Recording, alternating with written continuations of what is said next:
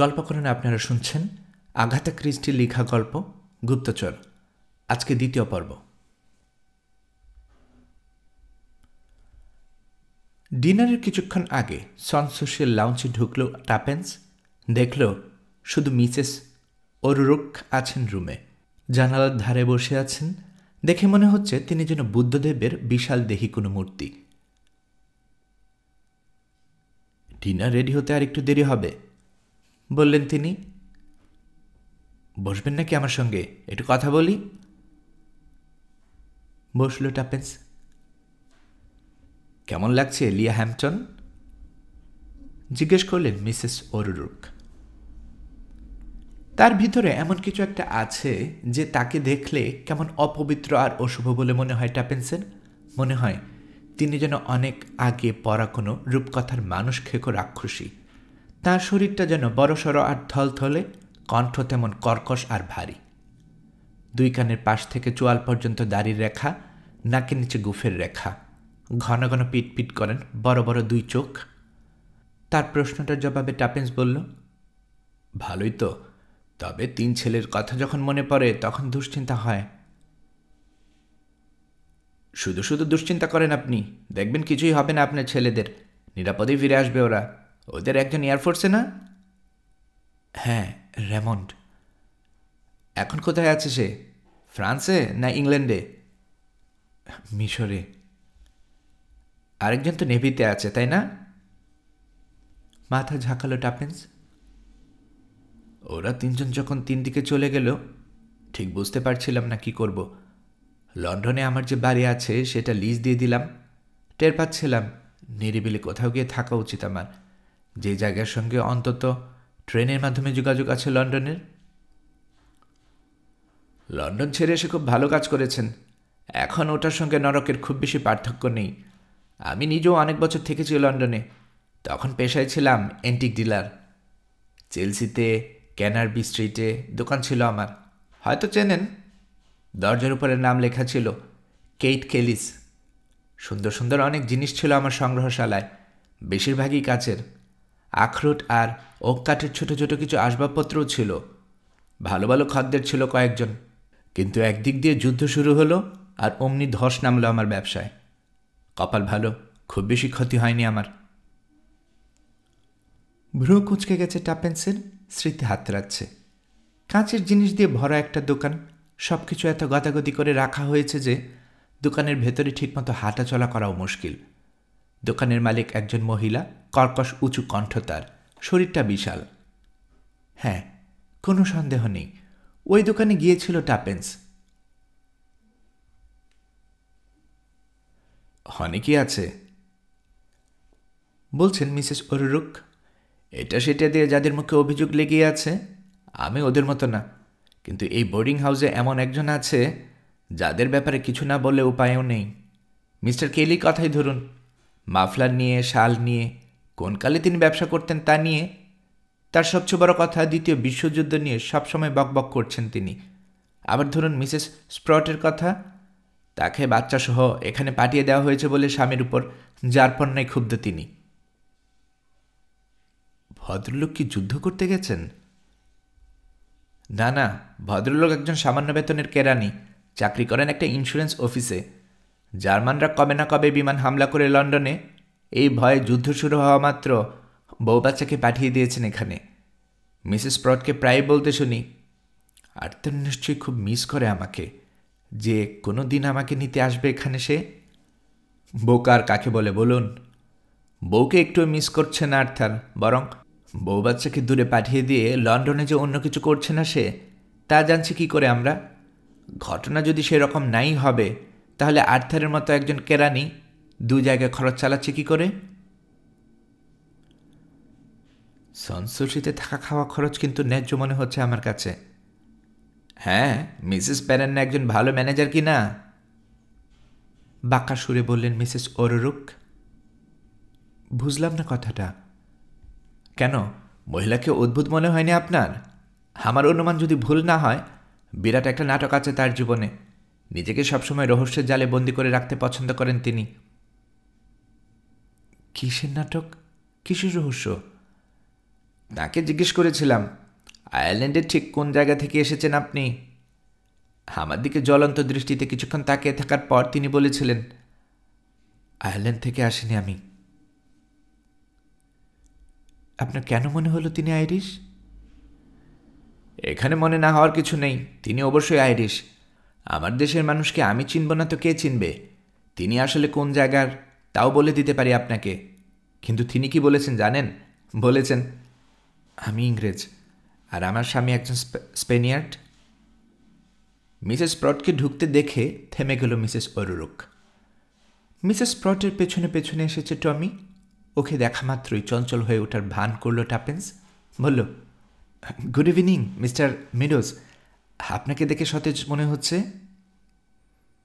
কিছুটা যেন হতাশ হয়েছে এমন ভঙ্গিতে টমি বলল, আসলে ব্যায়াম করেছি তো সেজন্যই হয়তো। আজ সকালে গল্ফ খেলেছি, বিকেলে অনেকক্ষণ হাঁটলাম। মিসেস স্প্রট বলল, বাচ্চাকে নিয়ে বিকেলে সৈকতে গিয়েছিলাম। পানিতে খালি পায়ে হাঁটতে চাইছিল সে, কিন্তু ঠান্ডা লেগে যাওয়ার ভয়ে নামতে দিইনি ওকে। শেষে দুজনে মিলে বালি দিয়ে একটা দুর্গ বানাতে শুরু করি। কিছুক্ষণের মধ্যে হাজির হয়ে গেল বাকিরা। ডিনারে বসলেন সবাই মিলে। এটা সেটা কথা নিয়ে বলতে বলতে কিভাবে যেন গুপ্তচরদের ব্যাপারটা আলোচনা শুরু করল। পুরনো কিছু কাহিনী বললেন কয়েকজন।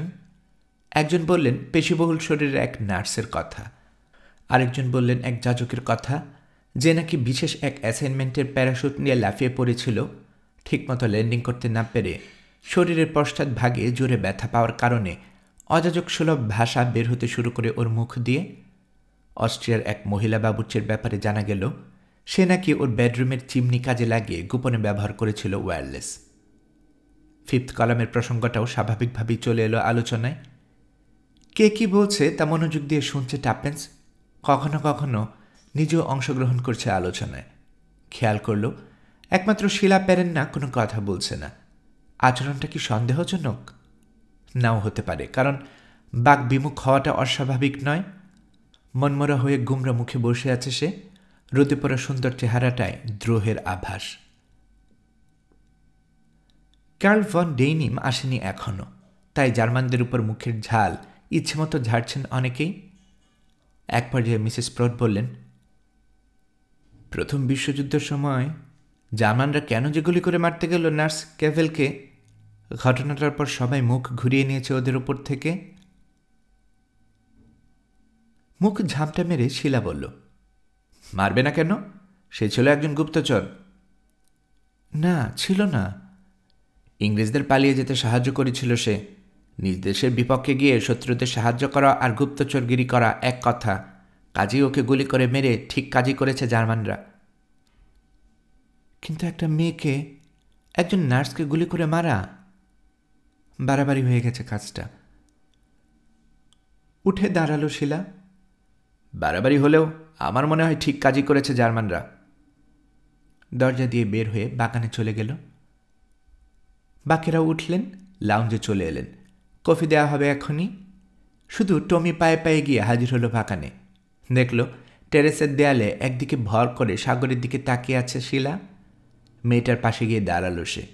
একটা সিগারেট অফার করল, সেটা নিল সে। টমি বলল, চমৎকার রাত। নিচু কিন্তু আবেগপূর্ণ কণ্ঠে শিলা বলল, হতে পারে। শিলার দিকে তাকালো টমি। মেয়েটা নিঃসন্দেহে আকর্ষণীয়, এবং নিঃসন্দেহে আট পৌরে জীবনযাপন করছে না সে। কিছু একটা আছে এ মেয়ের ভেতর। কি সেটা? জোর করে কোনো কিছু আদায় করে নেওয়ার প্রবণতা? কিন্তু সেটা যাই হোক, সহজেই একজন পুরুষের মাথা ঘুরিয়ে দিতে পারে এই মেয়ে।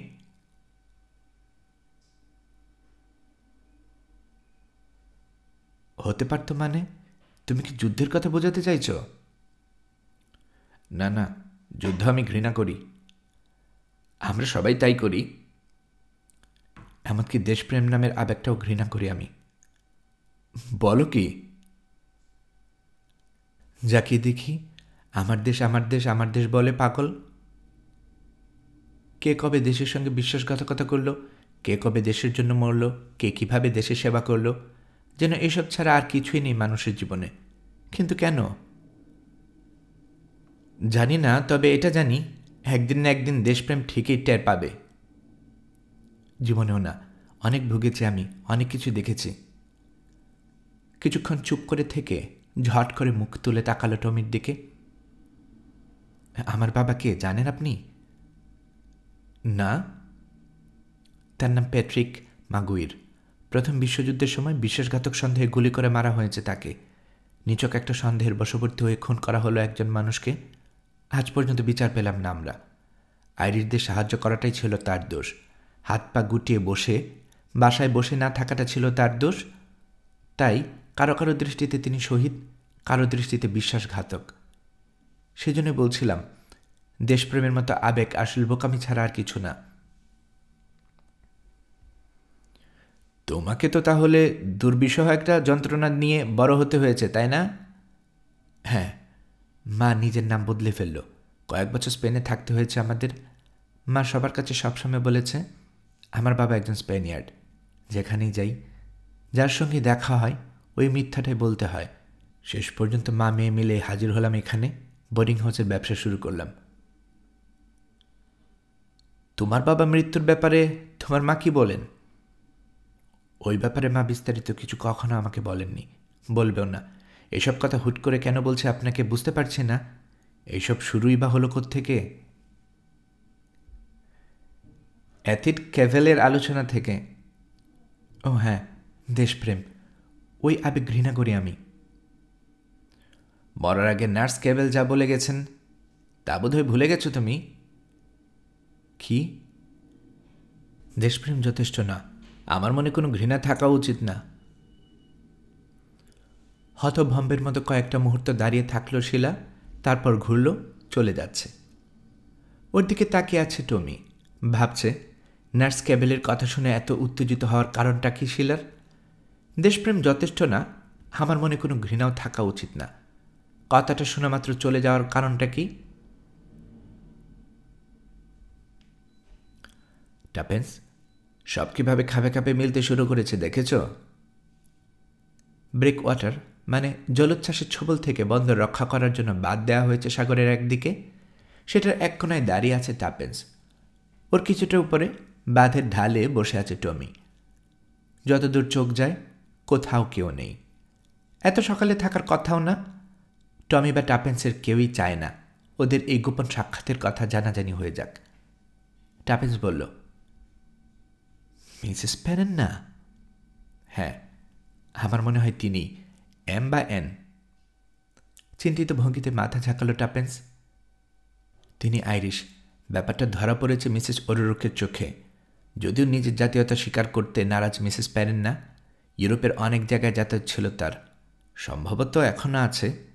নাম বদল করেছেন তিনি। এখানে বসে বোর্ডিং হাউসের ব্যবসা শুরু করেছেন। বিশ্বাসঘাতক সন্দেহে গুলি করে মারা হয়েছে তার স্বামীকে। এই দেশে ফিফথ কলামে কার্যক্রম চালাতে একটা মানুষের যা যা দরকার তার সবই আছে তার। ঠিকই বলেছ, সব খাপে খাপে মিলতে শুরু করেছে।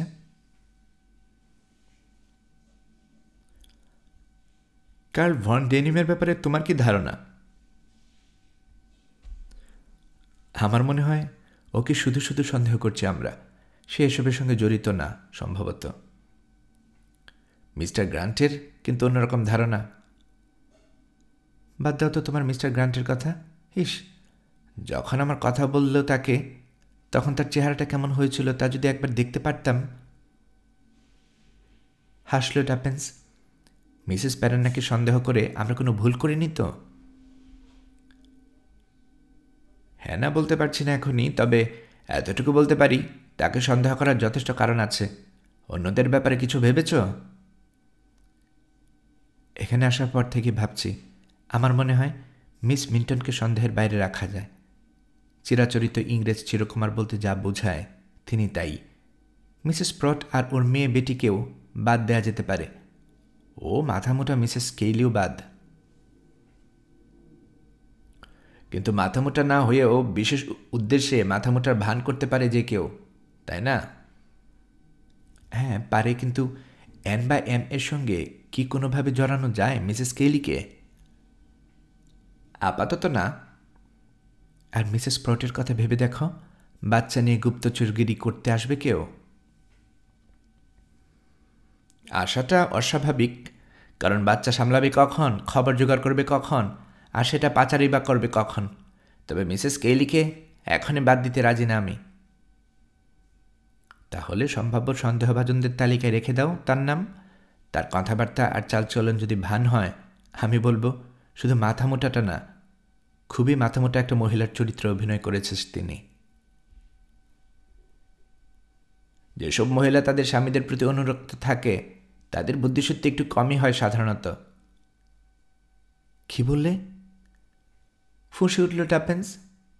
আরে তোমার কথা বলছি নাকি মিস্টার কেইলি? লোকটাকে রহস্যজনক মনে হয় না? হ্যাঁ হয়, মিসেস ওরুরুককেও তাই মনে হয়। মিসেস ওরুরুক? মাথা ঝাঁকালো টাপেন্স। আসলে আমি ঠিক বোঝাতে পারবো না, তাকে দেখলেই কেমন যেন অস্বস্তি লাগতে থাকে আমার। একটা বিরক্তি ভাব চলে আসে মনে। আর একটা কথা, খেয়াল করেছো কিনা জানি না, তিনি কিন্তু লাউঞ্জেই বসে থাকেন বেশিরভাগ সময়। কে কোথায় গেল, কে কখন ফিরল, সব লক্ষ্য করেন। মেজর ব্লেচলিকে আলোচনার বাইরে রাখছে কেন? ভদ্রলোকের সঙ্গে আমার 2-1 বার কথা হয়েছে, তাও ভালো মতো না। ওকে নজরে রাখার দায়িত্ব তোমার। নজরে রেখেছি, তবে সন্দেহ করার কোনো কারণ দেখিনি। তার উপর পরীক্ষা চালিয়েছি কয়েকবার। যেমন? সাধারণ কিছু ফাঁদ, বেশিরভাগই তারিখ আর জায়গা নিয়ে। নিশ্চয়ই উতরে গেছে লোকটা। একবারও পারেনি। তার মানে সে এন না? যদি হতো তাহলে বুঝে শুনে কথা বলতো। আপাতত তাই মনে হচ্ছে। ঠিক আছে, এবার আমি তোমাকে কয়েকটা অনুমানের ব্যাপার বলবো, শোনো। বলতে শুরু করলো টাপেন্স। সনসুসিতে ফেরার পথে পোস্ট অফিসে গেল টাপেন্স। স্ট্যাম্প কিনল। সেখান থেকে বের হয়ে গেল পাবলিক কল বক্সে। নির্দিষ্ট একটা নম্বরে ফোন করে মিস্টার ফ্যারাডেকে চাইল। মিস্টার গ্রান্টের সঙ্গে যোগাযোগ করে কিছু জানতে চাইলে এই উপায় বাতলে দেওয়া হয়েছে।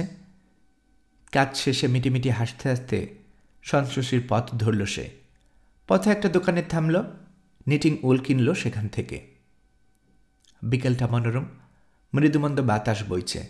হাঁটতে হাঁটতে টপিন্স ভাবছে, আর কতদিন মিসেস ব্ল্যানকেনশপের ছদ্মবেশে থাকতে হবে ওকে, আর কতদিন আনারের অভিনয় করতে হবে উল দিয়ে এটা সেটা বোনার ব্যাপারে। বহুদূরে থাকা কাল্পনিক ছেলেদের জন্য অসমাপ্ত চিঠি লিখতে হবে আর কতদিন। একটা পাহাড়ি পথ ধরে এগিয়ে চলেছে টাপেন্স। পথটা পাহাড়ি হলেও তেমন বন্ধুর না। একধারে দাঁড়িয়ে আছে কমান্ডার হেইডকের বাড়ি, স্মাগলার রেস্ট। এই পথ দিয়ে লোকজন বা যানবাহনের যাতায়াত নেই বললেই চলে। সকালবেলা কয়েকটা ভ্যান গাড়ি যায় এখান দিয়ে, তারপর দিনের বাকিটা সময় একরকম খালি থাকে। ধীরগতিতে হাঁটছে টাপেন্স। একটার পর একটা বাড়ি ছাড়িয়ে যাচ্ছে। দরজাগুলো লেখা, নাম পড়ে আশ্চর্য হচ্ছে। একটা বাড়ির নাম বেলার ভিস্তা, পরেরটা করাচি, তারপর শার্লি টাওয়ার। একটা বাঘ ঘুরে কিছু দূর এগিয়ে যেতেই সি ভিউ। পরে এক সারিতে আছে ক্যাসেল ক্লিয়ার আর ট্রেলনি, আর একটা বোর্ডিং হাউস, মিসেস পেরেন্নার প্রতিদ্বন্দ্বী। সবশেষে সনসুসির মেরুন রঙের বিশাল কাঠামোটা। সনসুসির কাছাকাছি পৌঁছেছে টাপেন্স। এমন সময় হঠাৎ খেয়াল করল সদর দরজার বাইরে দাঁড়িয়ে আছে একটা মহিলা। উকি দিয়ে কি যেন দেখার চেষ্টা করছে ভেতরে। মহিলার হাবভাবে চাপা উত্তেজনা দেখে মনে হচ্ছে কারো অথবা কোনো কিছুর ব্যাপারে যেন হুঁশিয়ার সে। টাপেন্সের হাতার গতি কমে গেল ওর নিজের অগোচরেই। খেয়াল রেখেছে ওর পায়ের আওয়াজ যেন শোনা না যায়। সফলভাবে করতে পারল কাজটা, কারণ ওই মহিলার ঠিক পেছনে গিয়ে দাঁড়ানোর আগে ওর উপস্থিতি টেরই পেল না সে। চমকে ঘুরে তাকালো মহিলাটা। মহিলাটা বেশ লম্বা, পরনের কাপড়ের হতশ্রী অবস্থা, চেহারাটা কেমন যেন অস্বাভাবিক। যুবতী বলা চলে না, 40-এর কাছাকাছি হবে বয়স। মহিলার চেহারা আর কাপড়ের মধ্যে আশ্চর্য এক বই সাদৃশ্য আছে। ভালো মতো খেয়াল করলে মনে হয় অন্য কারো কাপড় পরেছে। চুল ছায় রঙা, চোয়ালের হাত ঠেলে বের হয়ে আছে কিছুটা, তারপরও সুন্দরী। টাপেন্সের মনে হলো মহিলাকে আগে কোথাও দেখেছে, কিন্তু পর মুহূর্তে বাতিল করে দেয়া হলো চিন্তাটা। ওর চেহারা একবার দেখলে ভোলার মতো না। টাপেন্সকে দেখে চমকে গেল মহিলা। কোনো সন্দেহ নেই, সতর্ক হয়ে উঠেছে সে, এবং সেটা টাপেন্সের দৃষ্টি এড়ায়নি। এক্সকিউজ মি, বলল টাপেন্স, কাউকে খুঁজছেন? এটা কি সনসুসি? মহিলার নিচু কণ্ঠে বিদেশি টান, উচ্চারণের ভঙ্গি শুনলে মনে হয় প্রতিটা শব্দ যেন মুখস্থ করে এসেছে। হ্যাঁ, আমি এখানে থাকি। আপনি কাকে চাইছেন? কিছুক্ষণ চুপ করে থাকার পর মহিলা বলল, মিস্টার রোজেনস্টেইন বলে একটা লোক থাকে না এখানে? মিস্টার রোজেনস্টেইন? মাথা নাড়ল টাপেন্স। ওই নামে তো কাউকে চিনি না। হতে পারে আগে কখনো থাকতেন তিনি এখানে, আমি আসার আগেই চলে গেছেন। খোঁজ নিয়ে দেখব? মাথা নাড়ল অদ্ভুত মহিলাটা। না না, আমার তাহলে ভুল হয়েছে, কিছু মনে করবেন না প্লিজ। পাই করে ঘুরল, পাহাড়ি পথ ধরে চলে যাচ্ছে দ্রুত পায়ে। মহিলার দিকে তাকিয়ে আছে টাপেন্স। যে কোনো কারণেই হোক সন্দেহ জেগেছে ওর মনে। মহিলার আচরণ আর কথাবার্তার মধ্যে পার্থক্য আছে। মিস্টার রোজেনস্টেইন নামটা বানানো না তো? ওই উচ্চারণ করার আগে কিছুক্ষণ চুপ করেছিল মহিলা। তার মানে মুখে যে নাম এসেছে তাই বলেছে। দ্বিধায় ভুগছে টাপেন্স। কি করবে বুঝতে পারছে না। অনুসরণ করবে রহস্যময় মহিলাকে, দেখবে কোথায় যায় সে। মহিলা যেদিকে গেছে সেদিকে কিছু দূর গেল টাপেন্স, কিন্তু হঠাৎ করে থেমে দাঁড়ালো। বিশেষ একটা উদ্দেশ্যে এখানে এসেছে সে। এমন কিছু করা উচিত হবে না যার ফলে ওর উপর অন্যদের দৃষ্টি পড়ে, এবং দৃষ্টিটা যদি শত্রুপক্ষের হয় তাহলে অনেক সতর্ক হয়ে যাবে ওরা, এমনকি চলেও যেতে পারে এখান থেকে। এটা কোনো ফাঁদ না তো? টাপেন্সকে হয়তো সন্দেহ হয়েছে শত্রুপক্ষের, ওরা বাজিয়ে দেখতে চাইছে ওকে, তাই ওই অদ্ভুত মহিলাকে পাঠিয়েছে সনসুসিতে।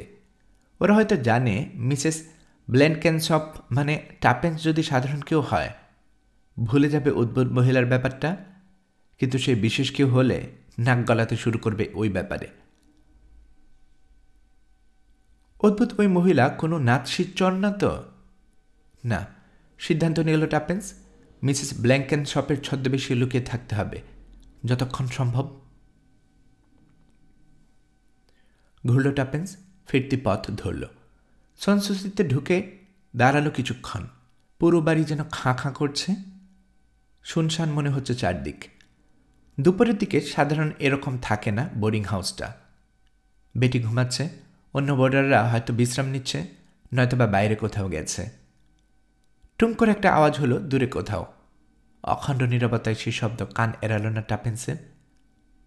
ওটা কিসের শব্দ জানে টাপেন্স। মিসেস প্যারেন্নার বেডরুমে টেলিফোন আছে। কেউ যখন রিসিভার উঠায় অথবা নামিয়ে রাখে ওইরকম শব্দ হয়। টাপেন্স আরও জানে টেলিফোন লাইনের একটা এক্সটেনশন আছে সনসুসির হলে। টাপেন্সের জায়গায় টমি হলে হয়তো দ্বিধা করত, কিন্তু টাপেন্স করল না। এগিয়ে গিয়ে খুব সাবধানে তুলল এক্সটেনশন লাইনের রিসিভার, কানে ঠেলল। সব কিছু ঠিক মতোই চলছে। 4A, কথা মতো কাজ হয়ে যাবে। হ্যাঁ, বলল একটা নারী কণ্ঠ। চালিয়ে যাও। লাইন কেটে গেল। নামিয়ে রাখা হলো মিসেস প্যারেন্টের বেডরুমের রিসিভার। মূর্তির মতো দাঁড়িয়ে আছে টাপেন্স, ভ্রু কুঁচকে গেছে। মিসেস প্যারেন্ট নাকি তার বেডরুমের লাইনটা ব্যবহার করছিলেন। মাত্র 3টা শব্দ উচ্চারণ করা হয়েছে এ প্রান্ত থেকে, তাই বলা কঠিন ফোনে আসলে মিসেস প্যারেন্টের কথাই বলছিলেন কিনা। তাছাড়া সব কিছু ঠিকমতোই চলছে, কথা মতো কাজ হয়ে যাবে, চালিয়ে যাও। এসব সন্দেহ করার মতো কোনো কথা না। দরজায় এসে দাঁড়ালো কেউ, ছায়া পড়ল ভেতরে। চমকে উঠল টাপেন্স, চট করে নামিয়ে রাখল রিসিভারটা। বিকেলটা কি মনোরম, বললেন মিসেস প্যারেন্না। আপনি কি বাইরে যাচ্ছেন মিসেস ব্ল্যাঙ্কেনশপ, নাকি বাইরে থেকে মাত্র ফিরলেন? বিড়বিড় করে টাপেন্স বলল, হাঁটতে গিয়েছিলাম। সিঁড়ির দিকে পা বাড়ল সে। ঘেমে গেছি, কাপড় বদলাতে হবে। ওর পিছু পিছু আসছেন মিসেস প্যারেন্না। বরাবরের চেয়ে কেমন যেন বড়সড় মনে হচ্ছে তাকে। ঘাড় ঘুরিয়ে তাকে দেখল টাপেন্স। আজ প্রথমবার টের পাচ্ছে মিসেস পেরেন্না অ্যাথলেটদের মতো শক্তিশালী দেহ কাঠামোর অধিকারিণী? কেন মনে হচ্ছে এরকম? মিসেস পেরেন্না ঢিলেঢালা কাপড় পরেছেন বলে? ধীর পায়ে হাঁটতে হাঁটতে টাপেন্স ভাবছে বেডরুমের লাইন ব্যবহার করে কথা বলেই বোর্ডিং হাউসের বাইরে চলে যেতে পারেন কিনা মিসেস পেরেন্না। কাজটা করতে হলে টাপেন্সের সামনে দিয়ে যেতে হবে তাকে। তার মানে একটু আগে নিজের বেডরুমে ছিলেন না তিনি। তার মানে একটু আগে ফোনে কথা বলেছে অন্য কেউ। আনমনা ছিল, তাই সিঁড়ির শেষ মাথায় পৌঁছে বাঁক নেওয়ার সময় মিসেস ওরোরকের সঙ্গে সংঘর্ষটা এড়াতে পারল না টাপেন্স। ধাক্কা খেয়ে পড়েই যাচ্ছিল সে। রেলিং ধরে সামলে নিল কোনো রকম, তারপর পিছলে নেমে গেল কয়েক পা। মুখ তুলে তাকালো। সিঁড়ির শেষ মাথায় প্রায় পুরোটা জুড়ে দাঁড়িয়ে আছেন বিশালদেহী মিসেস ওরোরক। বললেন, আপনার তো দেখছি সাংঘাতিক তারা, মিসেস ব্ল্যানকেনসপ। নড়লেন না তিনি। টাম্পেন্সের অন্য জায়গায় ছেড়ে দেওয়ার কোনো লক্ষণও দেখা যাচ্ছে না তার মধ্যে। আগের জায়গায় দাঁড়িয়ে থেকে হাসছেন মিটিমিটি। এক দৃষ্টিতে তাকিয়ে আছেন টাপেন্সের দিকে। তার সেই দৃষ্টিতে বিশেষ কিছু কি আছে? বুঝতে পারছে না টাপেন্স। মিসেস ওরোরকের সেই হাসি দেখে কেন যেন একটা শীতল স্রোত নেমে এলো ওর মেরুদণ্ড বেয়ে। টের পাচ্ছে টাপেন্স, ভয় লাগছে ওর। কেন তা বুঝতে পারছে না নিজেই। সিঁড়ির গোড়ায় খুক খুক করে কেসে উঠল কে যেন। চট করে ঘাড় ঘুরিয়ে তাকালো টাপেন্স। মিসেস পেরেন্না। সিঁড়ি দিয়ে নেমে টাপেন্সের চলে যাওয়ার পথ বন্ধ করে দিয়েছেন তিনি। নির্বিশেষে দেখছেন টাপেন্সকে। কি খেলা করছে তার চেহারায়? নিঃশব্দে কোনো হুমকি? মেরুরজ্জুতে শীতল একটা স্রোত আরেকবার টের পেল টাপেন্স। মিসেস ওরোরক আর মিসেস পেরেন্না মিলে কি? অসম্ভব। বিড়বিড় করে বলল টাপেন্স। আসলে সাহস দেওয়ার চেষ্টা করল নিজেকে। সম্পূর্ণ অসম্ভব। প্রকাশ্য দিবালোকে একটা সিসাইড বোর্ডিং হাউসের সিঁড়িতে এভাবে কাউকে খুন করাটা। কিন্তু তাহলে টাপেন্সকে এত জোরে ধাক্কা দিলেন কেন মিসেস ওরোরক? ধাক্কা দেওয়া না হলে ওভাবে ভারসাম্য হারানোর কথা ওর নয়।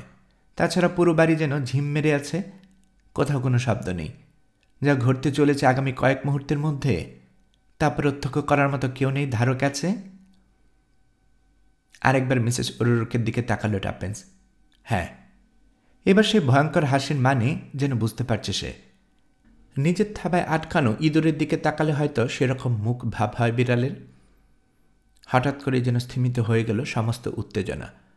খুশিতে কান ফাটানো চিৎকার করতে করতে সিঁড়ির ল্যান্ডিং ধরে ছুটে এলো ছোট্ট একটা মানব মূর্তি। ভেস্ট আর নিকাব পরিহিত বেটি স্প্রট। তীরবেগে পাশ কাটালো মিসেস ওরোরককে। ফিক ব্রো বলে চেঁচাচ্ছে। এক দৌড়ে হাজির হয়ে গেল, বলতে গেলে ঝাঁপিয়ে পড়ল টাপেন্সের কোলে। মুহূর্তের মধ্যে বদলে গেল পরিবেশ। মিসেস ওরোরককে এখন আর আগের মতো ভয়ঙ্কর মনে হচ্ছে না। সিঁড়ির গোড়ায় দাঁড়িয়ে থাকা মিসেস পেরেন্না ঘুরে চলে যাচ্ছে রান্নাঘরের দিকে। সিঁড়ির বাকি ধাপগুলো দ্রুত টপকালো টাপেন্স। মিসেস ওরোরককে পাশ কাটিয়ে ল্যান্ডিংয়ের ধারে প্রায় ছুট লাগালো মিসেস স্প্রটের রুমের দিকে। সেখানে ঘর পালানো মেয়েকে বকা দেওয়ার জন্য অপেক্ষা করছে মিসেস স্প্রট। বাচ্চাটাকে নিয়ে ওই ঘরে ঢুকল টাপেন্স। ঘরের চারদিকে একটা গৃহস্থালী ভাব দেখে স্বস্তি অনুভব করল সে। ছড়িয়ে ছিটিয়ে এখানে সেখানে পড়ে আছে বেটির জামাকাপড়, উলের খেলনা, রং করা ঘের দেয়া খাট। ড্রেসিং টেবিলের উপরে একটা ফ্রেমে বন্দি অবস্থায় দেখা যাচ্ছে মিস্টার স্প্রটের অনাকর্ষণীয় চেহারাটা। টাপেন্সকে দেখা মাত্র অভিযোগের সুরে বলে উঠল মিসেস স্প্রট। মিসেস পেরেন্না কেন যে তার অতিথিদের স্ত্রী ব্যবহার করতে দেন না বুঝি না। তার এই স্বেচ্ছাচারী সিদ্ধান্তের কারণে লন্ড্রির খরচ বেড়ে গেছে অনেক। মন্তব্য করল না টাপেন্স। অন্য কিছু ভাবছে সে। একটু আগে কে ব্যবহার করেছিল মিসেস পেরেন্নার বেডরুমের টেলিফোন? মিসেস ওরোরক। কিন্তু কাজটা খুব অদ্ভুত এবং সেই সঙ্গে বিপজ্জনকও। হলের এক্সটেনশন লাইন থেকে যে কেউ শুনে ফেলতে পারে কথোপকথন। কিসের কথোপকথন? সব কিছু ঠিকমতো চলছে? 4A কথা মতো কাজ হয়ে যাবে? হ্যাঁ, চালিয়ে যাও। এসব কি কথোপকথনের পর্যায়ে পড়ে? হয়তো কোনো মানে নেই এসব কথার, অথবা হয়তো আছে। 4A মানে কি? 4 তারিখে কোন মাসের? নাকি 4 নম্বর সিট, অথবা 4 নম্বর ল্যাম্পপোস্ট বা ব্রেকওয়াটার? না, অনেক রকম অনুমান করা সম্ভব, কিন্তু নিশ্চিতভাবে জানা সম্ভব না। আচ্ছা, 4A বলতে 4th ব্রিজের কথা বোঝানো হয়নি তো? প্রথম বিশ্বযুদ্ধের সময় ওই সেতুটা বোমা ফাটিয়ে উড়িয়ে দেওয়ার চেষ্টা করা হয়েছিল। শুধু শুধু সন্দেহ করছে না তো টাপেন্স? মিসেস প্যারেন্না হয়তো মিসেস ওরুরুককে নিজের বেডরুমের ফোনটা যখন দরকার তখন ব্যবহার করার অনুমতি দিয়ে রেখেছেন। হয়তো তাই করেছেন মিসেস ওরুরুক। ও প্রান্তে লোকটার সঙ্গে হয়তো মামুলি কথাই হয়েছে তার। সিঁড়ির ঘটনা মনে পড়ে গেল টাপেন্সের। গায়ে কাঁটা দিয়ে উঠল ওর। অশুভ কিছু একটা অবশ্যই আছে আপাত দৃষ্টিতে নীরব নিথর এ বাড়িতে।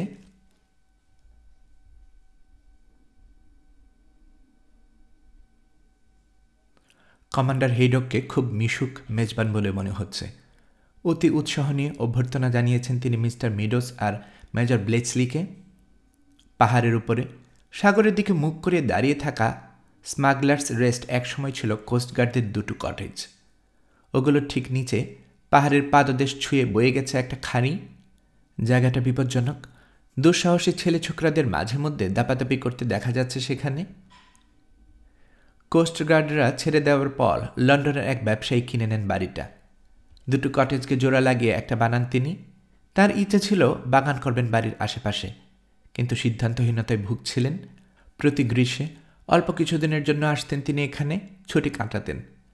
একসময় কে জানে কেন তার আশা বন্ধ হয়ে গেল। এরকম পরিত্যক্ত পড়ে রইল জোড়া লাগানো কটেজ 2টো। গরমের ছুটি কাটাতে আসা উৎসুক কিছু পর্যটক তখন ঘুরঘুর করত বাড়িটার আশেপাশে। তারপর কয়েক বছর আগে স্মাগলার রেস্টের গল্প বলছেন হেইডক। হান নামের এক লোকের কাছে বিক্রি করে দেওয়া হয় এই বাড়ি। তিনি জার্মান। আমার সন্দেহ লোকটা একজন গুপ্তচর। চোখ পিটপিট করল টমির। ইন্টারেস্টিং। ছোট ছোট চুমুকে সেরি খাচ্ছিল। গ্লাসটা নামিয়ে রাখল। লোকটাকে কেন গুপ্তচর মনে হলো আপনার, বলুন তো? স্মাগলার্স রেস্টের আশপাশ ভালো মতো দেখলেই জবাবটা পেয়ে যেতেন। এই বাড়ি থেকে সাগরের যে কোনো জাহাজকে খুব সহজেই সংকেত দেওয়া সম্ভব। নিচের খাড়িতে খুব সহজেই লুকিয়ে রাখতে পারবেন যে কোনো মোটর বোট। কেউ টেরও পাবে না। খাড়ির দিকে কেউ যাচ্ছে কি না তাও দেখতে পাবেন কয়েক মাইল দূর থেকে। তখন মোটর বোট নিয়ে পালিয়ে যেতে পারবেন অনায়াসে। আমার কোনো সন্দেহ নেই হান লোকটা একজন জার্মান এজেন্ট। অবশ্যই, বললেন মেজর ব্লেচলি। শেষ পর্যন্ত কি হলো লোকটার? জিজ্ঞেস করল টমি। একটা কাহিনী প্রচলিত আছে ওই লোকটার ব্যাপারে। যেন বিরক্ত হয়েছে এমনভাবে বলছেন হেইডক। মেরামতের দরকার ছিল না, তারপরও এই বাড়ি মেরামতের জন্য অনেক টাকা খরচ করল সে। সহজেই যাতে সৈকতে যাওয়া যায় সেই জন্য কনক্রিটের সিঁড়ি বানালো। প্রশ্ন হচ্ছে সহজেই সৈকতে যাওয়ার দরকার পড়ল কেন লোকটার? কটেজের বাথরুম সহ আরও বিভিন্ন জায়গায় ঢালল প্রচুর টাকা। উদ্দেশ্য একটাই, ভিনদেশি লোকেরা এসে যাতে আরামে থাকতে পারেন এখানে। কিন্তু যেসব ভিনদেশি আসতো এখানে তাদের বেশিরভাগই জার্মান। বলুন, এইসব সন্দেহজনক মনে হয় না? সন্দেহজনক না হলেও অদ্ভুত তো বটেই, বলল টমি। আমি তখন আশেপাশেই থাকতাম একটা বাংলোতে। হানের কর্মকাণ্ড দেখে আগ্রহী হয়ে উঠলাম। তখন যেসব মিস্ত্রি কাজ করছিল এখানে, হাতির জমানোর চেষ্টা করলাম তাদের সঙ্গে। কিন্তু আমার সেই উৎসাহ দেখে হানের যে কি রাগ! শুধু গায়ে হাত তোলাটা বাকি রেখেছিল। 2বার তো হুমকি পর্যন্ত দিয়েছে। প্রশ্ন হচ্ছে এত ঢাক ঢাক গুড়গুড় কিসের? সম্মতি জানানোর ঢঙ্গে মাথা ঝাঁকালেন ব্লেচলি। কর্তৃপক্ষকে জানানো উচিত ছিল আপনার। জানিয়েছি, হানের বিরুদ্ধে বিড়ম্বনার অভিযোগ করেছি পুলিশের কাছে। এক চুমুক মদ খেলেন হেইডক। বিনিময়ে কি পেয়েছি? সোজাসুজি যদি বলি, অবহেলা। আমি সব দেখিয়ে দেওয়ার পরও যেন দেখেনি ওরা, সব বলার পরও যেন শোনেনি। কি বলা হয়েছে আমাকে জানেন? দড়িকে সাপ মনে করা যেসব লোকের স্বভাব, আমি নাকি তাদের দলে। অবদমিত ক্রোধে লাল হয়ে গেছে তার চেহারা। কি বলেছে ওরা আমাকে জানেন? যুদ্ধবাজ। যে জায়গায় যুদ্ধের কোনো সম্ভাবনাই নেই, আমি নাকি সেখানে জার্মান গুপ্তচরদের অমূলক উপস্থিতি কল্পনা করছি। কিন্তু বাজি ধরে বলতে পারি, এখানে ভালো কিছু করার জন্য হাজির হয়নি হান আর ওর বন্ধুরা। ভালো কিছু করার জন্য এখানে এত টাকা খরচ করেনি লোকটা। শেষ পর্যন্ত কি হলো? জিজ্ঞেস করল টমি। শেষ পর্যন্ত নতুন একজন চিফ কনস্টেবল এলেন এখানে, অবসরপ্রাপ্ত একজন সৈনিক। আমার কথা বিবেচনা করার মতো বোধবুদ্ধি ছিল তার। হানের ব্যাপারটা নিয়ে ঘাটাঘাটি শুরু করলেন তিনি। হান টের পেয়ে গেল ওর ব্যাপারে নাক গলাচ্ছে পুলিশ। এক রাতে চুপিসারে পালিয়ে গেল সে। সার্চ ওয়ারেন্ট নিয়ে এখানে হাজির হলো পুলিশ। তারপর ডাইনিং রুমে একটা সিন্দুক বানানো হয়েছিল। ওটার ভিতরে পাওয়া গেল ওয়্যারলেস ট্রান্সমিটার আর কিছু ডকুমেন্ট। গ্যারেজের নিচে আবিষ্কৃত হলো বড় বড় কয়েকটা ট্যাঙ্ক, পেট্রোল সঞ্চয় করে রাখার জন্য বানানো হয়েছিল। ওগুলো দেখা মাত্র আমার কি যে খুশি লাগছিল তখন, বলে বোঝাতে পারবো না। জার্মান গুপ্তচর ইস্যুতে ক্লাবের বন্ধুরা তখন পারলে আমার পিঠ চাপড়ে দেয় এমন অবস্থা। তাহলে এখন কেন শরণার্থীদের ছাড় দিচ্ছি আমরা? উত্তেজিত হয়ে উঠেছেন মেজর ব্লেচলি। এখন কেন নজরবন্দি করা হচ্ছে না ওদেরকে? জানি না। অনিশ্চিত ভঙ্গিতে কাঁধ ঝাঁকালেন হেইডক। যাই হোক, যা বলছিলাম, নিলামে উঠল ওই বাড়ি, ন্যায্য দামে কিনে নিলাম আমি। আসুন মিস্টার মেডোস, একটু ঘুরে ফিরে দেখুন আমার এই গরিবখানা। রাজি হয়ে গেল টমি। আসলে এরকম কোনো সুযোগের অপেক্ষাতেই ছিল সে। নিজের গরিবখানা দেখানোর ব্যাপারে প্রবল উৎসাহ দেখা যাচ্ছে কমান্ডার হেইডকের মধ্যে। টমিকে প্রথমেই নিয়ে গেলেন তিনি ড্রয়িং রুমের সিন্ধুকটার কাছে, যেখানে লোকানো অবস্থায় পাওয়া গিয়েছিল ওয়্যারলেসটা। এরপর গেলেন গ্যারেজে, লোকানো পেট্রোল ট্যাঙ্কগুলো দেখালেন। তারপর বিলাসবহুল বাথরুম, স্পেশাল লাইটিং সিস্টেম আর বিভিন্ন রকম কিচেন গ্যারেজ দেখিয়ে হাজির হলেন খাড়িতে। খাড়িতে নামার কনক্রিটের খাড়া পথটাতে। টমিকে নিয়ে খুব সাবধানে খাড়ির কাছে গেলেন হেইডক। শত্রুপক্ষ অথবা ওদের গুপ্তচররা কিভাবে ব্যবহার করতে পারে এই জায়গা, তা বুঝিয়ে বললেন টমিকে। টমিদের সঙ্গে আসেননি মেজর ব্লেচলি। টেরেসে রয়ে গেছেন, মদ খাচ্ছেন।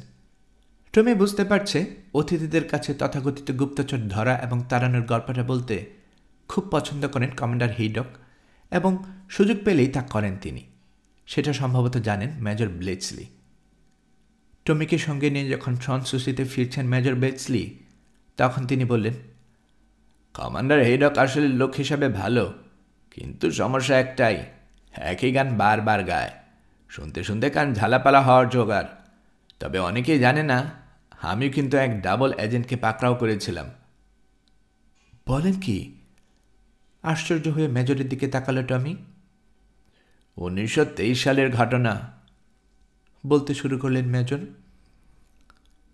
আসলেই? তাই নাকি? কি আশ্চর্য কাণ্ড! ঘটনাটা শোনার সময় মাঝে মধ্যে মন্তব্য করল টমি, কিন্তু প্রকৃতপক্ষে অন্যমনস্ক হয়ে পড়েছে সে। ভাবছে, মুমূর্ষ ফারকুহার সনসুসির নামটা বদলে ভুল করেনি তো?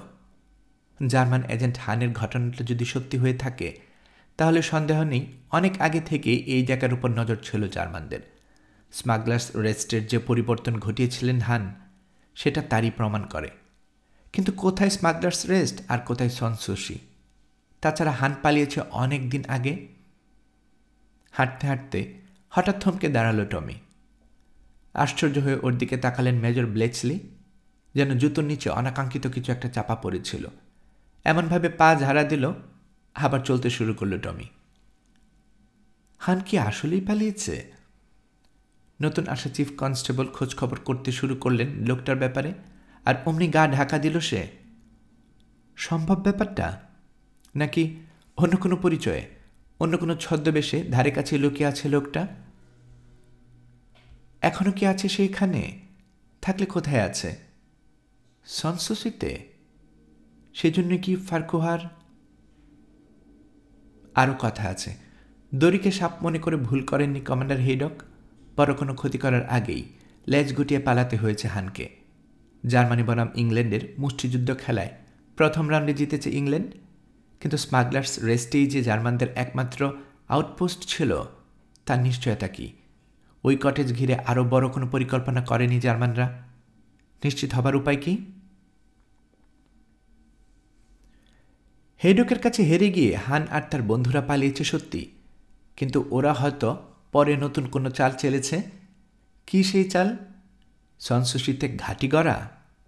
ওখানে বোর্ডারদের ছদ্মবেশে লুকিয়ে থাকলে ঘূর্ণাক্ষরে সন্দেহ করবে না কেউ। কমান্ডার হেডেকের কথা অনুযায়ী মনে মনে হিসাব করল টমি। আজ থেকে 4 বছর আগে হানের রহস্যজনক কাজকর্ম সম্পর্কে জানতে পারে কর্তৃপক্ষ। কেন যেন শিলা পেরেন্নার বলা একটা কথা মনে পড়ে গেল টমির। মেয়েটা বলেছিল ওর মা মিসেস পেরেন্না নাকি ইংল্যান্ডে ফিরে এসে সনসুশি কিনে নিয়েছিল। মিশন স্মাগলার্স রেস্ট ব্যর্থ হবার পর সনসুশি কি ছিল জার্মানদের পরবর্তী চাল? তার মানে নিঃসন্দেহে লিয়াহ্যাম্পটনে নিজেদের গুপ্তচর বৃত্তির কেন্দ্রবিন্দুতে পরিণত করেছে জার্মানরা। সেই জন্য যা যা লাগে তার সব নিয়ে এসে কাজ শুরু করে দিয়েছিল ওরা। সনসুশিকে দেখতে যতই ছিমচাম, পরিপাটি আর নিরিবিলি মনে হোক না কেন, আসলে সেটা যেন একটা মাকড়সা। কুৎসিত সেই প্রাণী নিজের জাল ছড়িয়ে দিয়েছে বোর্ডিং হাউসটাকে কেন্দ্র করে। মাকড়সাটা কি শিকার করার অপেক্ষায় আছে, নাকি ইতিমধ্যে শিকার করতে শুরু করে দিয়েছে? টমি সিদ্ধান্ত নিল আরও খোঁজখবর করতে হবে মিসেস পেরেন্নার ব্যাপারে। ভালো মতো চিনতে হবে ওই মহিলাকে। বোর্ডিং হাউস চালানোর ব্যবসাটা তার ছদ্মবেশ হতে পারে। হয়তো তিনি M5 কলামের একজন কর্ণধার। সেক্ষেত্রে এজেন্টদের সঙ্গে কোনো না কোনো উপায়ে যোগাযোগ রক্ষা করছেনই তিনি। টমি আর টাপেন্সের কাজ হবে যোগাযোগের উপায়টা কি তা জানা। তারপর ফ্রান্স আর বেলজিয়ামের বন্দরগুলোর একটার পর একটা দখল করে নিচ্ছে জার্মানরা। ওদের পরবর্তী টার্গেট যদি ইংল্যান্ড হয় তাহলে আশ্চর্য হওয়ার কিছু থাকবে না, কিন্তু জলপথের সুবিধা করতে পারবে না ওরা। ইংল্যান্ডের নৌবাহিনী খুবই শক্তিশালী। ওরা বেছে নেবে আকাশপথ, যাতে ইংল্যান্ডের উপর সহজেই বোমা বর্ষণ করতে পারে ওদের যুদ্ধ বিমানগুলো। ওদের কাজ কি সহজ করে দিচ্ছেন মিসেস পেরেন্না নিয়মিত খবর পাচার করে? অস্থিরতায় ভুগতে শুরু করল টমি হঠাৎ করেই। বুঝতে পারছে বেশি সময় নেই ওর হাতে। বেশি সময় ছিল না আমার হাতে তখন। মেজর ব্লেচলির একটা কথা কানে আসায় তিনি চমকে উঠলেন। ওকে নীরব শ্রোতা ভেবে নিয়ে সমানে বকবক করছেন তিনি। টমি ভাবছে কেন বারবার লিয়াহ্যাম্পটনকে বেছে নিচ্ছে জার্মানরা। কি এমন আছে এখানে? একটা সমুদ্রের তীরে নিরিবিলি একটা জায়গা, সেজন্য? রক্ষণশীল আর পুরনো ধাঁচের একটা জায়গা, সেজন্য? নাকি অন্য কোনো কারণ আছে? শহরের পাশেই মাইলের পর মাইল জুড়ে আবাদি ক্ষেতের বিস্তার। সেখানে ইচ্ছা করলে ল্যান্ড করানো যাবে সৈন্যবাহিনীর বিমান। ইচ্ছে করলে ল্যান্ড করতে পারবে প্যারাট্রুপাররাও। বাধা দেওয়ার কেউ নেই। গুরুত্বপূর্ণ জায়গাগুলো পাহারা দিতে ব্যস্ত ইংল্যান্ডের প্রতিরক্ষা বাহিনী।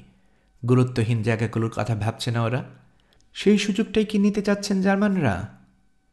কিন্তু একই কথা তো ইংল্যান্ডের আরও শত শত জায়গার ক্ষেত্রেও প্রযোজ্য।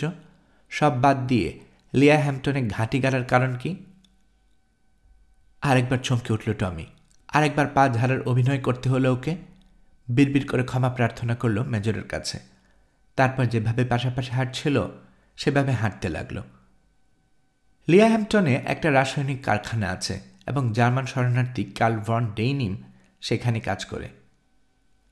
কার্ল ভন ডেইনিম মাকড়সা এবং সেটার জালে এই লোকের ভূমিকা কি? নাকি সে আসলে মেশিনের চাকার প্রান্ত ভাগে যে ভাঁজ থাকে সেরকম কিছু? আসল লোকের উপর থেকে কর্তৃপক্ষের দৃষ্টি সরিয়ে রাখার জন্য ওকে ব্যবহার করা হচ্ছে না তো? নাকি ওকে দিয়ে ওই কারখানায় গোপনে গোপনে কিছু করাচ্ছে জার্মানরা? ইংল্যান্ডের মাটিতে থাকছে, খাচ্ছে, তারপরও নিশ্চিত জার্মানির কথা ভুলে যায়নি লোকটি। এভাবে লোকটাকে ধরে ফেললাম আমি। মেজর ব্লেচলির কণ্ঠে বিজয়ের উল্লাস। গল্প বলা শেষ করেছেন তিনি। কেমন বুদ্ধি আমার, দেখলেন? এমন বিচক্ষণ কোনো কিছু কথা সারা জীবনেও শুনিনি আমি। মিথ্যা কথাটা বলতে খারাপ লাগলো না টমির? সকালটা ধূসর, সমুদ্রের দিকে থেকে ঠান্ডা বাতাস বইছে। সৈকতের সবচেয়ে দূরের কোনায় একা দাঁড়িয়ে আছেন টাপেন্স। মিস্টার ফ্যারাডের সঙ্গে সরাসরি কথা বলার ফলে দুটো চিঠি এসেছে ওর নামে। ওগুলো ব্যাগে ভরে এখানে নিয়ে এসেছেন সে। একটা চিঠি বের করলো ব্যাগ থেকে। প্রিয় মা, অনেক মজার মজার কথা বলতে পারি তোমাকে, কিন্তু সেগুলো বলা উচিত হবে না। শুধু বলি, জার্মানদের 5টা যুদ্ধবিমান ধ্বংস করেছি আমরা। আমাকে নিয়ে চিন্তা করো না, আমি ঠিক আছি। তোমার ডেরেক। দ্বিতীয় চিঠিটা খুলল টাপেন্স। প্রিয় মা, বুড়ি খালা গ্রেসি কেমন আছে? আমার পক্ষ থেকে কোনো খবর নেই। আমার চাকরিটা খুব ইন্টারেস্টিং, কিন্তু সব কিছু এত গোপনীয় যে তোমাকে বলা যাবে না। মাঝে মধ্যে মনে হয় দেশের জন্য খুব গুরুত্বপূর্ণ আর খুব মূল্যবান কিছু একটা করছি। অনেক অনেক ভালোবাসা, ডেবরা। মুচকে হাসল টাপেন্স। দুটো চিঠি ভাঁজ করল সে। ভাঁজগুলো মসৃণ করার চেষ্টা করল। বাতাস আড়াল করে আগুন ধরিয়ে দিল দুটো চিঠিতেই। পুরে পুরে ছাই হচ্ছে ওগুলো, দেখছে সে। তারপর ব্যাগের ভেতর থেকে ফাউন্টেন পেন আর ছোট রাইটিং প্যাডটা বের করে লিখতে শুরু করল।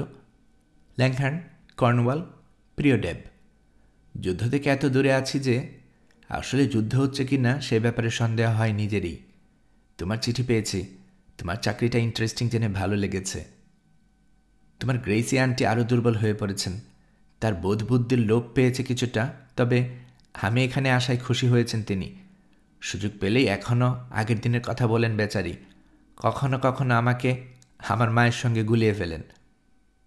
আমিও দেশের জন্য কিছু করছি, আর সেটা মনে হলেও ভালো লাগে। আমার মনে হয় একই অনুভূতি কাজ করছে তোমার বাবার মনেও। ভালো থেকো, তোমার মা, টাপেন্স। ডেবরাকে চিঠি লেখা শেষ করে নতুন একটা কাগজে লিখতে শুরু করলো টাপেন্স। ডেরেক, তোমার চিঠি পেয়ে খুব ভালো লাগছে। চিঠি লেখার মতো সময় না পেলে পোস্টকার্ড পাঠিয়ে দিও এখান থেকে। গ্রেসি আন্টির সঙ্গে কয়েকদিন থাকার জন্য এসেছি। তিনি এখনও মাঝে মধ্যে ভাবেন তোমার বয়স 7 বছর। তোমাকে দেওয়ার জন্য গতকাল 10 শিলিং দিয়েছেন আমাকে। মিনিস্ট্রি অফ রিকোয়ারমেন্টে একটা কাজ পেয়েছে তোমার বাবা। তেমন আহামরি কিছু না, তবে নাই মামার চেয়ে কানা মামা সবসময় ভালো। নিজের খেয়াল রেখো। কথাটা লিখতে চেয়েও লিখলাম না, কারণ আমি জানি কাজটা করবে না তুমি। তোমাকে যা বলেছি তার উল্টোটা করেছ সবসময়। তারপর মা হিসাবে বলছি, বোকার মতো কিছু করো না। অনেক অনেক ভালোবাসা, টাপেন্স। দুটো চিঠি খামে ভরল সে। ঠিকানা লিখল, ডাক টিকিট লাগালো। সনসুসিতে ফেরার পথে পোস্ট করল। হাঁটতে হাঁটতে পাহাড়টার পাদদেশে চলে এসেছে। হঠাৎ খেয়াল করল সামনের দিকে উঁচু হয়ে যাওয়া পাহাড়ি পথের মাথায় দাঁড়িয়ে আছে দুটো মানব মূর্তি। কথা বলছে নিজেদের মধ্যে। থমকে দাঁড়িয়ে পড়ল টাপেন্স। একদম নড়ছে না। দুই মানব মূর্তির একজন সেই রহস্যময় মহিলা, গতকাল যাকে দেখা গিয়েছিল সনসুসির বাইরে। অন্যজন কার্ল ভন ডেইনিম। এদিক ওদিক তাকাচ্ছেন টাপেন্স। কোথাও কোনো আড়াল নেই। বুঝতে পেরে নিজেকে অসহায় মনে হচ্ছে ওর। আরেকটু এগোলেই সেই রহস্যময়ী অথবা ডেনিমের চোখে ধরা পড়ে যাবে সে। অথচ এখন দাঁড়িয়ে আছে সেখান থেকে কথোপকথন শুনতে পাচ্ছেন না। কি কারণে কে জানে টাপেন্সের দিকে ঘাড় ঘোরালো ডেনিম। দেখে ফেলল ওকে। সঙ্গে সঙ্গে কি যেন বলল রহস্যময়ীর উদ্দেশ্যে। চোখের পলকে আলাদা হয়ে গেল ওরা দুজন। ঢাল বেয়ে যেন পাহাড়ি স্রোতের মতো নেমে এলো রহস্যময়ী। টাপেন্সকে পাশ কাটিয়ে চলে গেল যেন দমকা বাতাসের মতো।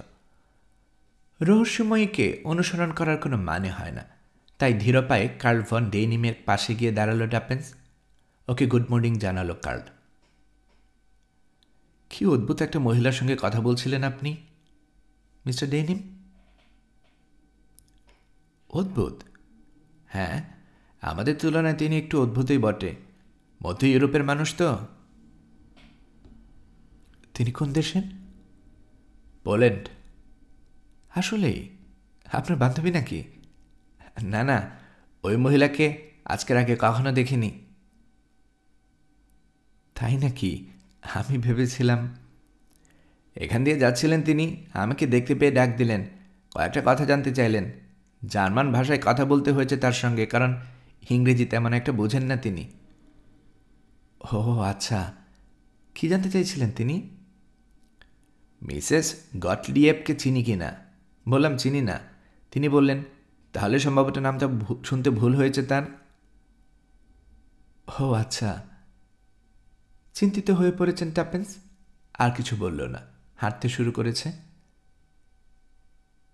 Mister Rosenstein, Mrs Gottlieb. চোরা চাহনিতে চট করে কার্ল ভন ডেনিমের দিকে তাকালো টাপেন্স। ওর পাশাপাশি হাঁটছে লোকটা, কেমন কঠোর হয়ে আছে চেহারাটা। প্রথম দেখাতেই ওই রহস্যময় মহিলাকে সন্দেহ হয়েছিল টাপেন্সের, সেটা এখন আরও বেড়েছে। সন্দেহ হচ্ছে কার্ল ভন ডেনিমকেও। 2-4টা কথা বলতে যে সময় লাগে তার চেয়ে অনেক বেশি সময় একসঙ্গে ছিল ওরা। তার মানে টাপেন্সকে যা বলেছে কার্ল তার চেয়ে অনেক বেশি বাক্য বিনিময় হয়েছে দুজনের মধ্যে। তার মানে সন্দেহ নেই টাপেন্সের কাছে কিছু একটা গোপন করছে কার্ল ভন ডেনিম নামে এই জার্মান যুবক। আগের দিন সকালে শিলার সঙ্গে কথা বলতে দেখা গেছে কার্লকে, আর আজ এক রহস্যময়ী পোলিশ মহিলার সঙ্গে। কি করছে কার্ল আসলে? বিদ্যুৎ চমকের মতো একটা চিন্তা খেলে গেল টাপেন্সের মাথায়। কার্ল আর শিলাই কি NRM, নাকি কার্ল আর ওই রহস্যময়ী? নিজের রুমে যখন ঢুকলো টাপেন্স তখনও আনমনা হয়ে আছে সে রাতে ডিনার সেরে ঘরে ফেরার পর টাপেন্সের ঘরে লম্বা দেরাজোলা যে লেখার টেবিল আছে সেটার দিকে এগিয়ে গেল সে। টান দিয়ে খুলল ড্রয়ারটা। ভেতরে এক কোণায় রাখা আছে কালো এনামেল করা মজবুত আর চকচকে একটা বাক্স। পলকা আর সস্তা একটা তালা ঝুলছে ওটাতে। গ্লাভস পরে নিল টাপেন্স। বাক্সের তালা খুলে ডালা খুলল। ভেতরে অনেকগুলো চিঠি আছে। আজ সকালে একটা চিঠি পেয়েছিল টাপেন্স। প্রেপকের নাম রেমন্ড। ব্রেকফাস্টের সময় চিঠি পাওয়ার কথা বলেছিল সবাইকে, এমনকি চিঠির অংশবিশেষ পড়েও শুনিয়েছিল নাস্তার টেবিলে। খুব সাবধানে টেবিলটা বের করল সে, ভাঁজ খুলল। চোখের পাতা থেকে এক লোম ছিঁড়ে চিঠির ভাঁজে রেখে দিয়েছিল টাপেন্স, কিন্তু এখন আর দেখা যাচ্ছে না ওটা। চিঠিটা টেবিলের উপর রেখে ওয়াশ স্ট্যান্ডের দিকে এগিয়ে গেল সে। ছোট একটা বোতল রাখা আছে স্ট্যান্ডের উপর। গ্রে পাউডার নামের এক নিরীহ লেবেল সাটা আছে সেটার গায়ে। বোতলটা নিয়ে ফিরে এলো টেবিলের কাছে। দক্ষ হাতে খানিকটা পাউডার ছিটালো চিঠির উপর। তারপর একই কাজ করলো এনামেল করা বাক্সটা যে জায়গার তালা আটকিয়েছিল সেখানে। চিঠি বা বাক্স কোনোটাতেই কোনো ফিঙ্গারপ্রিন্ট নেই। মাথা ঝাঁকালো টাপেন্স, সন্তুষ্ট হয়েছে। যে মানুষটার কারণে চিঠি ভাঁজ করে উধাও হয়ে গেছে ওর চোখের পাতার মলমটা, তার ফিঙ্গারপ্রিন্ট পাওয়া যাক বা না যাক, অন্তত টাপেন্সের নিজের ফিঙ্গারপ্রিন্ট থাকার কথা ছিল অথবা বাক্সের গায়ে। তাও যখন নেই, তখন ধরে নেওয়া যাক কাজ শেষে বাক্স আর চিঠি দুটোই ভালো মতো মুছে সব ফিঙ্গারপ্রিন্ট উধাও করে দিয়েছে সে। যে কে করেছে কাজটা? ঘর পরিষ্কার করতে আসা সনসুশির কোনো ভৃত্য? অসম্ভব না, কিন্তু এনামেল করা বাক্সটার তালা খোলা চাবি কোথায় পেল সে? ধরে নেওয়া যাক যেভাবেই হোক জোগাড় করেছে, কিন্তু তাহলে একটা প্রশ্ন থেকে যায়, ফিঙ্গারপ্রিন্ট মুছে ফেলার দরকার হলো কেন ওর? তার মানে বাক্স খুলে ভেতর থেকে চিঠি বের করেনি সনসুশির কোনো ভৃত্য, অন্য কেউ করেছে কাজটা, এবং সে সনসুশিতেই থাকে। কে সে? মিসেস পেনেন না? শিলা? নাকি অন্য কেউ? নিঃসন্দেহে এমন কেউ যে ব্রিটিশ প্রতিরক্ষা বাহিনীর ব্যাপারে আগ্রহী, কারণ রেমন্ডের পাঠানো চিঠিতে ফাঁদ হিসেবে ব্রিটিশ প্রতিরক্ষার সম্বন্ধে কিছু কথা বলা হয়েছে। কিছুটা হলেও কাজে লেগেছে মিস্টার ফ্যারাডের ফাঁদ। কাজে লেগেছে তার সঙ্গে টেলিফোনে টাপেন্সের কথোপকথনও। সন্দেহভাজন পাকড়াও করার যে পরিকল্পনা করেছে টাপেন্স, তার রূপরেখা সাধারণ। প্রথমে যাচাই বাছাই করতে হবে সমস্ত সম্ভাবনা, তারপর কিছু পরীক্ষা চালিয়ে নিশ্চিত হতে হবে সনসুশির কেউ আসলে জার্মান এজেন্ট কিনা, যে ব্রিটিশ প্রতিরক্ষা বাহিনী সম্বন্ধে ছোট বড় যে কোনো খবর জোগাড় করতে চায়, একই সঙ্গে আড়াল রাখতে চায় নিজেকে। সবশেষে হাত কল পরাতে হবে ওই লোকের হাতে। সকাল হয়ে গেছে, তারপরও শুয়ে আছে টাপেন্স। ওর চিন্তা ট্রেনটা চলছে, তবে বেটি স্পটের কারণে যাত্রাটা বাধাগ্রস্ত হচ্ছে থেকে থেকে। আজ একটু তাড়াতাড়ি উঠে পড়েছে মেয়েটা। ছুটাছুটি আর চেঁচামেচি শুরু করে দিয়েছিল। কোনো ফাঁকে ঢুকে পড়েছে টাপেন্সের রুমে। খেলছে আনমনে। হাতে একটা পিকচার বুক নিয়ে টাপেন্সের বিছানায় উঠে পড়ল মেয়েটা। বইটা বলতে গেলে ছুঁড়ে মারল টাপেন্সের নাকের উপর। আদেশ দেওয়ার সুরে বিকৃত উচ্চারণে বলল, উইট। প্রথম ছড়াটা পড়তে শুরু করল টাপেন্স।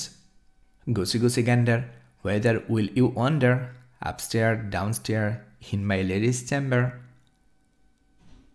খুশিতে বিছানার উপর কয়েকবার গড়ান দিল বেটি, পরমানন্দে বলছে, আপস্টেস আপস্টেস আপস্টেস। তারপর আরেকবার গড়ান দিয়ে ধপাস করে পড়ল মেঝেতে, বলে উঠল, ডাউন। হামাগুড়ি দিতে শুরু করল মেঝেতে। টাপ্পেন্সের এক পাটি জুতো নিয়ে খেলছে, একই সঙ্গে অবুদ্ধ কথায় খই ফুটছে ওর মুখে। আগডু, বাপিট, সুর, সুডাহ, পাচ। মেয়েটার কথা ভুলে গিয়ে আবার নিজের চিন্তার রাজ্যে হারিয়ে গেল টাপ্পেন্স। কিছুক্ষণ পর টের পেল ওর মাথার কাছে হাজির হয়েছে বেটি, খাটের একটা কোণা ধরে দাঁড়িয়ে আছে। জানতে চাওয়ার ঢঙ্গে বলছে, আকবু ব্যাট, আকবু ব্যাট। সুন্দর, কিছু না বুঝেই বলল টাপ্পেন্স, চমৎকার। নিজের প্রশংসা শুনে খুশি হলো বেটি, আবার বিড়বিড় করতে শুরু করল সে। ঘরে ঢুকল মিসেস প্রট। এদিক ওদিক তাকিয়ে দেখতে পেল বেটিকে। ও, ওই তো ওখানে। এদিকে আমি সারা বাড়ি খুঁজে খুঁজে হয়রান হয়ে গেলাম। বেটি, দুষ্টু মেয়ে কোথাকার। মিসেস ব্ল্যানকেনশপ, আমি দুঃখিত, খুবই দুঃখিত। উঠে বসল টাপ্পেন্স। বোঝার চেষ্টা করছে কেন দুঃখ প্রকাশ করছে মিসেস প্রট। নিরীহ চেহারার দিকে তাকিয়ে আছে বেটি। টাপ্পেন্সের জুতো থেকে ফিতা খুলেছে, তারপর সেটা দিয়ে গিয়ে ডুবিয়েছে একটা টুথ গ্লাসের পানিতে, আঙ্গুল দিয়ে খোঁচা মেরে ফিতাটা গ্লাসের আরও ভিতরে ঢুকিয়ে দেওয়ার চেষ্টা করছে। এত চুপি স্বরে ঘর থেকে বেরিয়ে গেল যে সাফাই গাওয়ার সুরে বলল মিসেস প্রট, কিছুই টের পাইনি, চিন্তা করবেন না, আপনাকে নতুন ফিতা কিনে দেব। আরে না না, কোনো দরকার নেই, মানা করে দিল টাপ্পেন্স। ক্লাস থেকে বের করে বাইরে রেখে দিলেই শুকিয়ে যাবে এগুলো। বেটিকে নিয়ে তাড়াহুড়া করে নিজের রুমে চলে গেল মিসেস প্রট। গুছি গুছি গান্ডার লেখা পিকচার বুকটা ফেলে গেছে মনের ভুলে। টাপ্পেন্সকে গিয়ে ওটা দিয়ে আসবে। থাক, একটু পরেই মনে পড়বে মিসেস প্রটের, তখন নিজে নিতে আসবে। নিজের চিন্তায় আবার হারিয়ে গেল টাপ্পেন্স।